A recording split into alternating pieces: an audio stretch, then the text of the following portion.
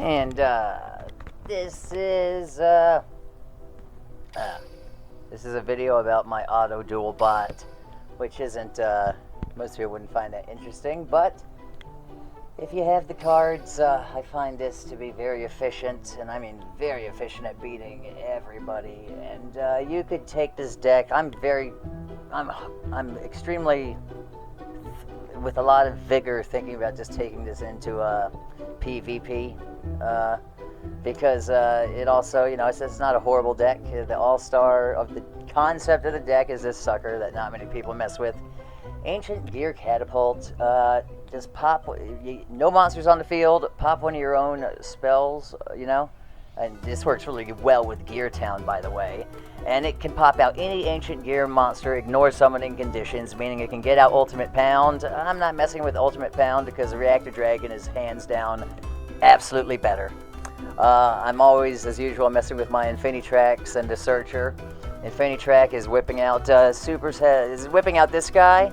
And just watch how quickly this thing OTKs. I'm leveling up Alexis because I'm about to do some weird shit trying to get out that fucking level 11 Dark Sophia, Goddess of Rebirth. And I'm going to be doing that with Alexis. Because guess what? Her first skill is when you lose 2,000 life points. It's almost like Yuma's skill. You get access to another deck of ritual monsters. One of those ritual monsters happens to be Cyber Angel Benkin, and in the real TCG, that is the only ritual monster, to my knowledge, that is banned. It's banned because if Benkin gets tributed, you get to search any light fairy you want, including himself, I believe. So there's just a lot of combo potential there, and you can just play him in a non-ritual deck if you have a way to tribute him. So Alexis can just add that dude to the hand for free from outside the deck if she's at below 2,000 LP.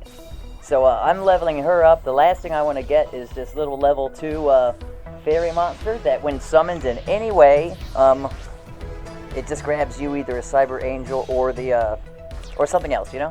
Oh, look, this. Okay, well, interesting. I think the dude probably could have killed that guy, but didn't do it. I don't know.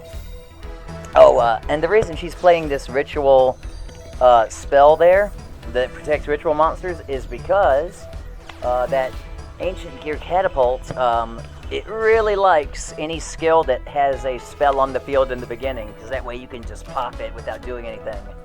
You know what I'm saying? Like, so that is just there to be popped. Furthermore, I guess you could make a solid argument that the best character to do the Ancient Gear Auto-Duel deck would be Crowley, you know, the teacher, headmaster, whatever. Yeah, I'm looking for this guy. Because anyway, he has a spell that's already on the field that happens to give Ancient Gears, I believe it's 300 attack, and then lets him summon easier, you know? It's not really that great. I myself prefer field spells because it doesn't take up a space in your limited spell and trap zones, but there's a heavy argument to be made for Crowler as far as doing this the most efficiently. Now, look at this. What I'm hoping happens right now, I've got my, I've got this. I'm hoping I get heavy forward. I did not.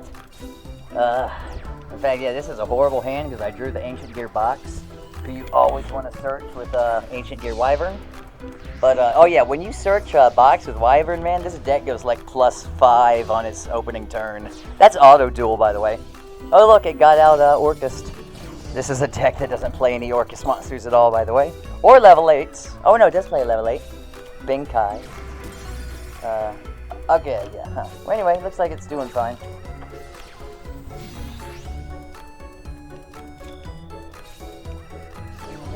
Let's see.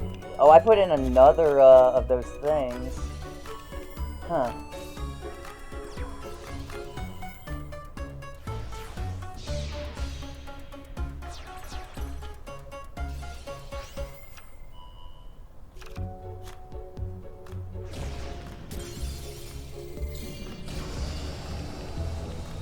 So far, so good.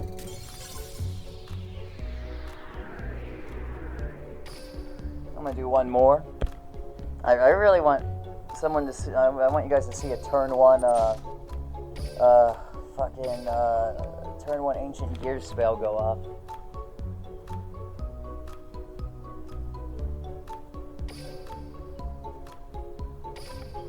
Ancient Gear Catapult? I think that's what it's called. God, I'm really bad at, like, dude, I'm always high when I'm making these videos. I am so bad about remembering Yu-Gi-Oh card names, but I remember what they do, okay? And that's the important part. Remember that, kids. Once again, I need to draw my, heavy forward. Oh, no, I don't. She's just gonna pop it. There we go, boom. And there you have an instant Reactor Dragon. In attack, ready to kick ass from the first thing. He should go into Orcust Ding. He didn't. That is fascinating that he didn't. Yeah, I might have to be taking out some cards because he's playing the deck wrong. I mean, you could have made Orcust Ding, dude. What the fuck? Is there... Anyway, that's why... Yeah, he would have won if he played Orcust Ding. I gotta take out Mrs. Radiant.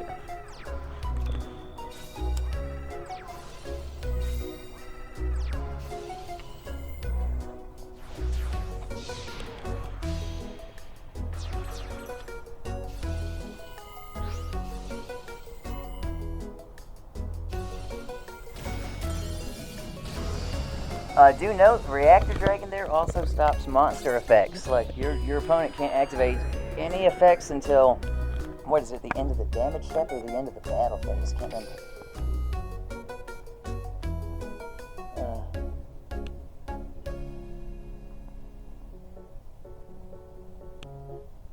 Okay, yeah, into the damage step.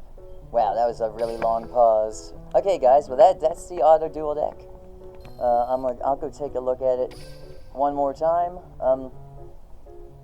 really quickly.